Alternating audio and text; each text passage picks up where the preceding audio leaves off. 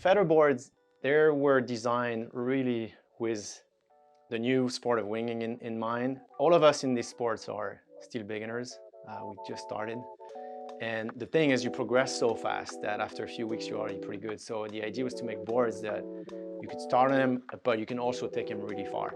And you can see the way our riders are using them, the way Kevin's riding. You can take them to super high level, and it's totally handling.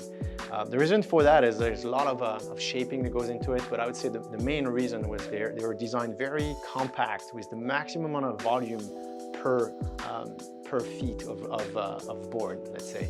And so that's why the 52 liters is only 4.5, the 82 is only 5.2, the 112 is only 5.8, and the 132 is only 5.11. This is a really short board, it's very compact. The bottom is really interesting. It's got a lot of concave. The reason for the triple concave is, again, to make the board as easy as possible. Before you're flying, before the board is in the air, it gives you a lot of forward drive. It's acting like you have extra fins on the board. So instead of like drifting downwind, it keeps the board going sideways to the wind. So it gives you more grip to get going and you're more efficient. So that's the first thing. Secondly, once you're up and riding, if somehow you do a touchdown, which we all do, it makes it really smooth and it doesn't really destabilize the direction you're going in. It keeps the board going forward. This combined with the very round and smooth rails, it makes those touchdowns almost like you don't feel them. And so when you touch, you're bouncing off really quickly. The rocker in the nose has been designed in a way that when you're up and flying and you fall down from the foil, the board touches at an angle that it really bounces back out really fast. So those touchdowns, there's a lot of chance that you're actually going to bounce back like nothing happened. And that's really, you know, the rocker has been designed for that. The tail here has a very nice and big kick. And the reason for that is that as soon as you're going, you're getting a little speed before you're flying, you want to be able to move the board and have the nose go up. And this allows for your back foot to push, and there's nothing preventing the board from going up. Going into the shape of the deck here, there's got a lot of concave in the deck. The reason for the concave is because it's more comfy. It keeps you closer to the bottom of the board. It makes the board less thick where you're standing. Also, having the rails higher than the bottom acts almost like a little bit of a boat, so you have a little more flotation than you would have if the rails were thinner, like you're displacing more water. So you have more flotation, more volume. The concave deck also is more comfy. When you're standing on it, it just makes the board more comfy and you're more stable on it, especially with riding strapless. By the way, you can ride as a 3-foot straps or a 2-foot strap option. So if you never switch your feet, you can just set it as regular or goofy and stay like that. What's very noticeable on the shape of the board too is the convex nose. So the convex nose has multiple use. The first one, like I said earlier, is we're trying to get as much volume as possible even though the board is short. And you need a lot of volume in the nose, especially when you're starting. If you're standing on your knees, you're always looking for more stability, more flotation in the nose. So that extra thickness brings more flotation and it makes the board a lot more stable. So it's very stable in the lengthwise.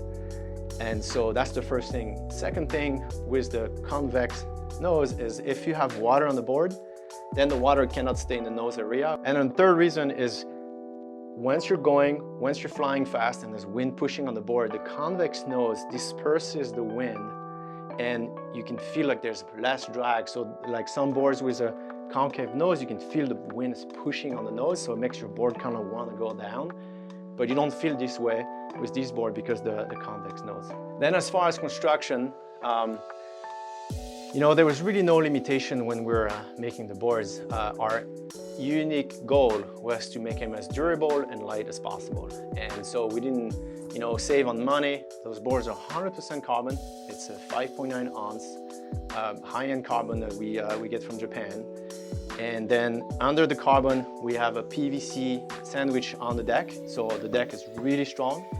And then we have PVC stringers for the foil rails. So really what it does is like those PVC stringers and the deck are taking most of the structural resistance of the board, and the foam, you can think of it as just volume here for flotation. But most of the structure is done by those PVC, so it's really strong. Of course, we have PVC reinforcement for the inserts, for the handles, and then we have a valve that's automatically taking care of the pressure inside the board because they have quite a lot of volume. You know, some people will ask me, oh, which one should I get? And depending on your level, you know, if you're really good, you're probably gonna go for one of the tiny, you know, even the feather kite boards for your winging. But if you're just a good rider and you wanna not come in swimming most of the time, I would say you kind of take a board that's a little more liters than your weight in kilos, or somewhere there. And the better you are, the closer you get to your weight in kilos. But if you're a beginner, yeah, obviously you want the bigger one. The 132, the 112 are gonna be just so much more forgiving because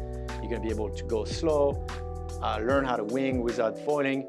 But again, once you get good, those boards are so short, so compact that you can still be riding them. I mean, you can ride the 132 in the waves, even though you're an 80-liter rider, and you're gonna have fun riding because the board doesn't have much inertia. So it's a really fun board that you can progress on.